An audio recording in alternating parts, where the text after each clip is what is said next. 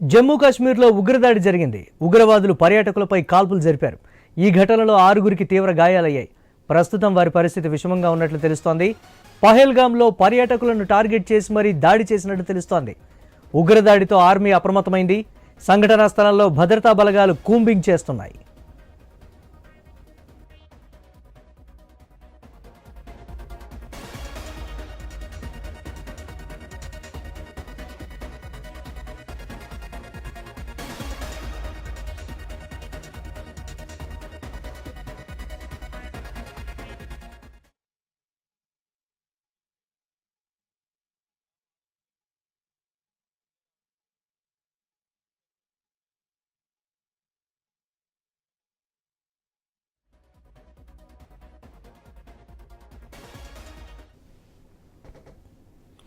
Break news చూస్తున్నాం. జమ్మూ కాశ్మీర్లో ఉగ్రదాడి జరిగింది. ఉగ్రవాదులు పర్యాటకులపై కాల్పులు జరిపారు. ఈ ఘటనలో 6గురికి తీవ్ర గాయాలయ్యాయి. ప్రస్తుతం వారి పరిస్థితి విషమంగా ఉన్నట్లు తెలుస్తోంది. పహల్గామ్లో పర్యాటకులను టార్గెట్ చేసి మరీ దాడి చేసినట్లుగా తెలుస్తోంది. ఉగ్రదాడితో ఆర్మీ అప్రమత్తమైంది. సంఘటనా స్థలంలో భద్రతా బలగాలు కూంబింగ్ చేస్తున్నాయి.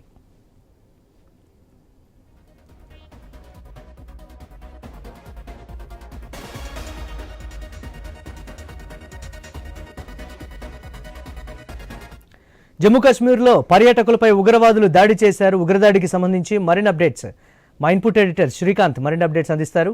శ్రీకాంత్. మురళి, సో జమ్మూ కాశ్మీర్ నిజానికి ఉగ్రదాడి ఒక్కసారిగా కలకలం రేపిందని చెప్పాలి.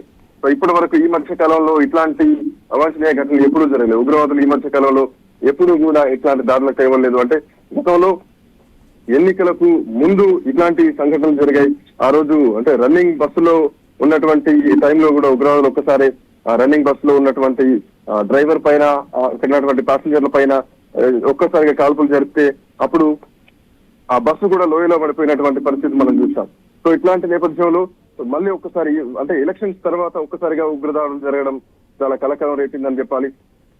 సో మరోవైపు అంటే చాలా రోజుల నుంచి కూడా జమ్మూ కాశ్మీర్ లో ఇప్పటి వరకు ఎప్పుడు అంటే ఎన్నికల తర్వాత ఎప్పుడు కూడా ఉగ్రవాద దాడులు జరగలేదు. బట్ అనూహ్యంగా ఇప్పుడు జరిగినటువంటి ఈ ఉగ్రవాద దాడులు మాత్రం చాలా గవర్నమెంట్ కూడా చాలా తీవ్రంగా చూస్తోంది. సో ఎన్నికల తర్వాత ఇప్పటి వరకు ఎప్పుడూ కూడా ఉగ్రవాదులు దాడులు జరపలేదు. సో ఈ ఉగ్రదాడుల పైన ఇప్పటికీ దీంట్లో భాగంగా 6గురికి తీవ్ర గాయాలయ్యి ప్రస్తుతానికి వాళ్ళ పరిస్థితి కూడా చాలా విషమంగా ఉన్నట్టు తెలుస్తోంది.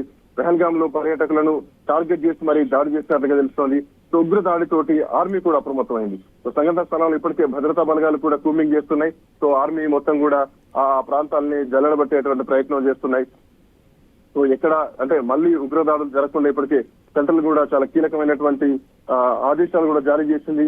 సో దీంట్లో అంటే ఆ చనిపోయిన వాళ్ళు ఎవరు ఏంటి అని కూడా ఇప్పటికే తెలుసుకునేటువంటి ప్రయత్నం అయితే చేస్తోంది.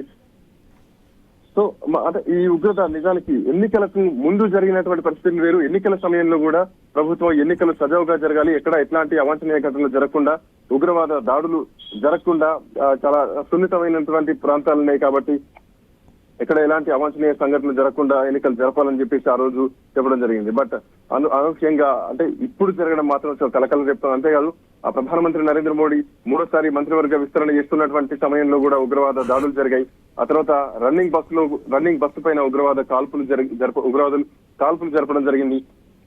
సో తర్వాత ఇప్పుడు మళ్ళీ ఇంతకాలానికి ఉగ్రవాదులు దాడులు జరపడం ఒక రకంగా ఆర్మీ కూడా చాలా భద్రతా ఏర్పాట్లు కూడా చేస్తున్నారు. ఇప్పటికే చాలా అంటే కొంత భద్రత మాత్రం కనిపిస్తోందని చెప్పాలి. సో దీంట్లో భాగంగా ఇప్పటికీ 6గురు దీంట్లో గాయపడినట్టు మాత్రం అర్థమవుతోంది. సో ఎవరు ఏంటి అనే డీటెయిల్స్ తెలవాలి. అయితే బయట నుంచి వచ్చేటువంటి పర్యాటకులను టార్గెట్ చేసుకుని ఉగ్రవాదులు దాడులు చేస్తున్నట్టుగా తెలుస్తోంది.